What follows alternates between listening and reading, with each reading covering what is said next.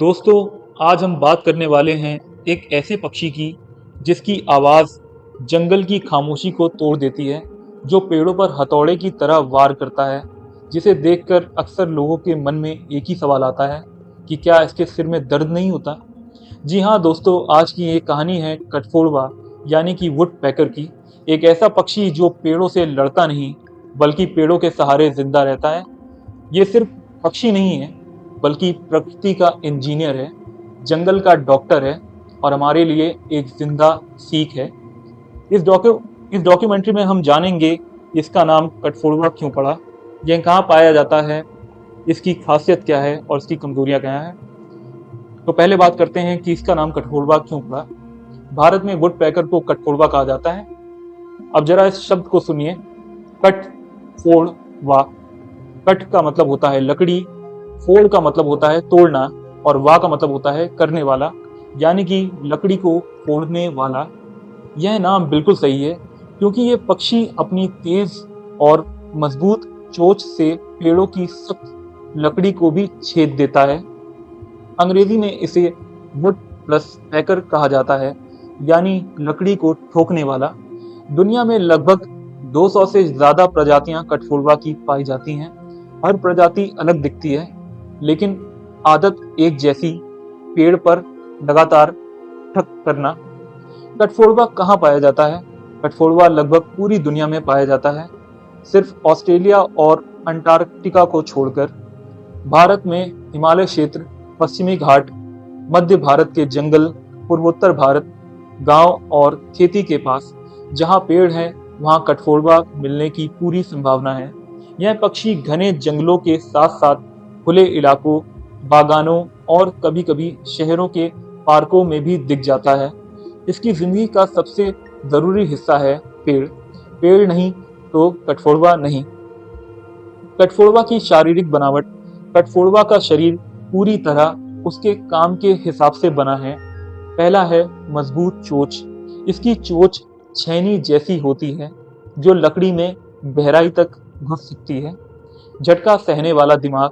जब यह पेड़ पर वार करता है तो प्रति सेकंड 20 बार तक चोंच मार सकता है, लेकिन इसके दिमाग को चोट नहीं लगती, क्योंकि इसकी खोपड़ी स्पंज जैसी होती है। दिमाग चारों तरफ से सुरक्षित रहता है। लंबी चिपचिपी जीभ। इसकी जीभ बहुत लंबी होती है, चिपचिपी होती है, कांटेदार होती है। इसी से यह कीड़े बाहर निकालता है। मजबूत पंजे और पूंछ। इसके पंजे पेड़ को कसकर पकड़ते हैं और इसकी पूंछ उसे सहारा देती है।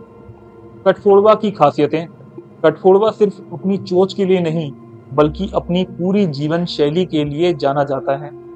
पहला है जंगल का डॉक्टर। कठफोड़वा पेड़ों के अंदर छिपे दीमक, लार्वा और हानिकारक कीड़े खाता है। ये वही कीड़े होते हैं जो पेड़ को अंदर से खोखला कर देते हैं। जब कठफोड़वा इन्हें खा लेता है तो पेड़ की उम्र बढ़ जाती है, इसलिए वैज्ञानिक कठफोड़वा को फॉरेस्ट डॉक्टर भी कहते हैं। आवाज से पहचान। कठफोड़वा केवल ठक ठक नहीं करता, बल्कि हर प्रजाति की ठक ठक की आवाज अलग होती है। इसी आवाज से मादा नर को पहचानती है। दूसरा, कठफोड़वा दूरी बना लेता है और खतरे का संकेत दिया जाता है। घोंसला बनाने की कला। कठफोड़वा हर साल नया घोंसला बनाता है। वह सड़ चुके या कमजोर पेड़ को चुनता है, ताकि जीवित पेड़ को नुकसान न हो। बाद में यही छोड़े हुए घोंसले उल्लू, तोते, मैना, गिलहरी के काम आते हैं। संतुलन और धैर्य। पेड़ पर सीधा खड़े होकर लगातार वार करना एक साधारण काम नहीं है। कठफोड़वा का संतुलन इतना मजबूत होता है कि तेज हवा में भी वह गिरता नहीं। कठफोड़वा की कमजोरियां।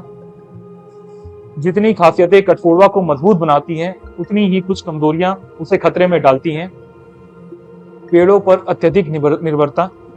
कठफोड़वा की पूरी जिंदगी, खाना, घर, परिवार पेड़ों पर टिका हुआ है। जैसे ही पुराने पेड़ कट जाते हैं, सबसे पहले कठफोड़वा गायब हो जाता है। सीमित इलाका। कठफोड़वा अपना इलाका बदलने में समय लेता है, नए माहौल में जल्दी ढल नहीं पाता। इसी कारण जंगल कटने पर यह जल्दी खत्म हो जाता है। अंडों और बच्चों पर खतरा। इसके अंडे और बच्चे सांप, बंदर, शिकारी पक्षियों का आसान शिकार बन जाते हैं। आज के समय में कठफोड़वा की हालत, आज कई प्रजातियां रेयर हो चुकी हैं, इंडेंजर्ड की ओर बढ़ रही हैं। मुख्य कारण जंगलों की कटाई, पुराने पेड़ों की कमी और केमिकल खेती है। हमें क्या करना चाहिए? अगर हमें कठफोड़वा को बचाना है तो हमें पेड़ लगाने होंगे, पुराने पेड़ बचाने होंगे, जहरीले कीटनाशक कम करने होंगे, बच्चों को प्रकृति से जोड़ना होगा। हम कठफोड़वा से क्या सीख सकते हैं? कठफोड़वा सिर्फ जंगल की कहानी नहीं, बल्कि जीवन की सीख है। लगातार प्रयास, कठफोड़वा एक ही जगह पर सैकड़ों बार चोंच मारता है। वो हार नहीं मानता, क्योंकि उसे भरोसा होता है कि मेहनत बेकार नहीं जाएगी। सही जगह पर मेहनत। वह हर पेड़ पर वार नहीं करता, पहले सुनता है, फिर तय करता है कि कहाँ मेहनत करनी है। यह हमें सिखाता है कि मेहनत से पहले समझ जरूरी है। प्रकृति के साथ तालमेल। कठफोड़वा पेड़ को पूरी तरह नष्ट नहीं करता, बल्कि उतना ही लेता है जितना जरूरी हो। यह संतुलन हमें भी सीखना चाहिए। कठफोड़वा सिर्फ एक पक्षी नहीं, बल्कि प्रकृति का संदेश है। अगर पेड़ बचेंगे तो कठफोड़वा बचेगा, और अगर कठफोड़वा बचेगा तो जंगल स्वस्थ रहेगा। तो अगली बार जब आप पेड़ पर टुक टक सुने तो समझ जाइए कि प्रकृति अभी जिंदा है।